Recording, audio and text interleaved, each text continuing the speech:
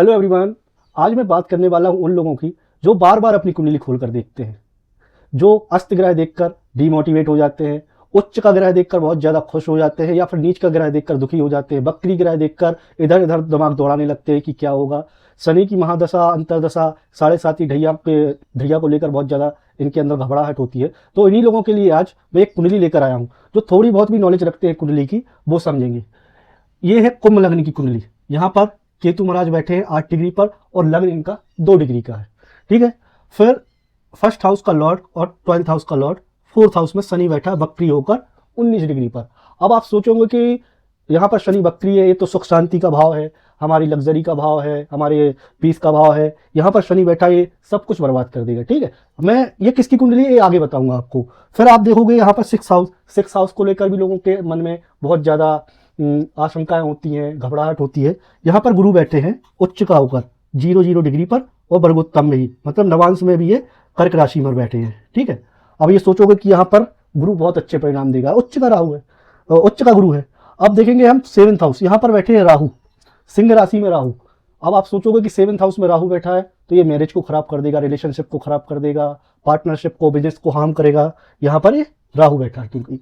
अब देखेंगे हम 8th हाउस, कन्या राशि है, यहाँ पर 4 ग्रह बैठे, स्टेलियम बना है। आप 8th हाउस को लेकर भी बहुत सारी भ्रांतियां हैं, बहुत सारे डर हैं। ठीक है। यहाँ पर सूर्य बैठा है 24 डिग्री का, मंगल यहाँ पर अस्त हो गया 22 डिग्री पर। अब अस्त ग्रह को लेकर भी लोगों के अंदर बहुत सारी घबराहट होती है। बुध यहाँ पर वक्रीय होकर अस्त होकर अपनी उच्च राशि में बैठा, उच्च का बुध है, यहाँ पर ये बहुत अच्छे परिणाम देगा। बुध उच्च का बैठा है, अपनी राशि में बैठा है। यहाँ पर शुक्र यहाँ पर नीच का हो गया, अस्त है। ये जिस प्रोफेशन में है, जो काम करते हैं वहां पर शुक्र का बहुत ज्यादा महत्व है। ठीक है। 9th हाउस में चंद्र बैठा 10 डिग्री पर, बहुत अच्छा है, तुला राशि में बैठा है, अपनी मित्र राशि कहलाती है इसकी। ठीक है। अब आप देखोगे शनि को, शनि का 10th एस्पेक्ट है अपने फर्स्ट हाउस में। अब आप सोचोगे ये व्यक्ति को आलसी बनाता होगा, केतु और शनि का संबंध हो रहा तो ये फकीर होगा या फिर संत होगा। 8th हाउस में इसकी 7th दृष्टि पर, 10th हाउस में इसकी 7th दृष्टि पर, एक कर्म भाव में इसका कैरियर बहुत खराब चल रहा होगा, लो कैरियर होगा, अच्छा कैरियर नहीं होगा। थर्ड इसका एस्पेक्ट है आपके 6th हाउस में, कर्जे में रहता होगा, हमेशा बीमार रहता होगा। अब हम बताते हैं इसकी पूरी कहानी। इनका जन्म हुआ था राहु की महादशा में, और जैसे जैसे बड़े हुए इनकी गुरु की महादशा स्टार्ट हुई, इन्होंने स्ट्रगल्स स्टार्ट किया फिल्म लाइन में, और यहाँ पर इनको बहुत ज्यादा रिजेक्शन मिली, मतलब कहीं पर भी काम नहीं मिल रहा था। गुरु उच्च का, आप बोलोगे कि गुरु की महादशा में काम नहीं मिला, इन्होंने बहुत स्ट्रगल किया। अपनी 27 साल की उम्र में पहली फिल्म खाई थी गुरु की महादशा में, जब 1969 जब खत्म हो रही थी गुरु की महादशा, तो इन्होंने पहली फिल्म पाई थी अपनी, जो थी सात हिंदुस्तानी। अब आप समझ गए होंगे मैं किसकी बात कर रहा हूँ। मैं बात कर रहा हूँ श्री अमिताभ बच्चन जी की। इन्होंने पहली फिल्म पाई गुरु की महादशा में और इनको नेशनल अवार्ड मिला।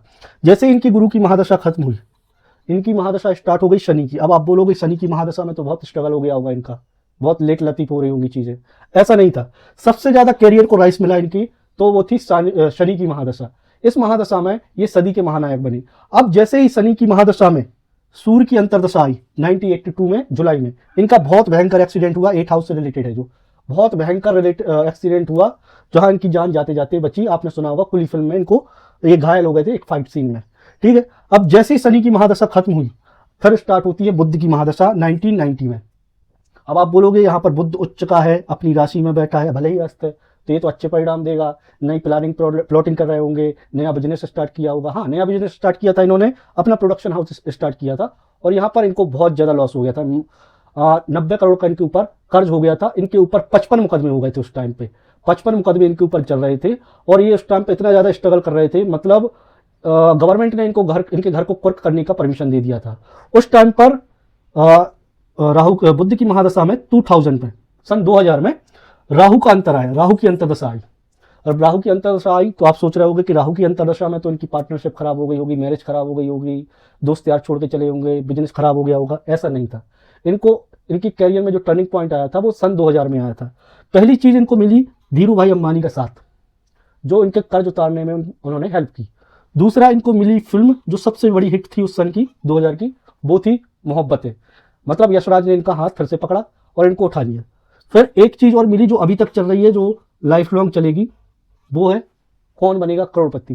ये 3 चीजें राहु की अंतर्दशा में इनके पास आई, जो इनके कैरियर को फिर से रिवाइव किया और फिर से राइज किया। मेरा मतलब कहने का ये है कि आपकी कुंडली में ग्रह कैसे भी बैठे हो, अस्त बैठे हो, यहाँ पर शुक्र अस्त है, फिल्म लाइन के लिए सबसे ज्यादा जरूरी माना जाता है। मंगल अस्त है, ये हमारे स्ट्रगल को दिखाता है, दृढ़ निश्चय को दिखाता है, हमारे साहस को दिखाता है, वो भी अस्त है 8th हाउस में। लेकिन इन्होंने हार नहीं मानी और जाके सदी के महानायक फिर से बन गए।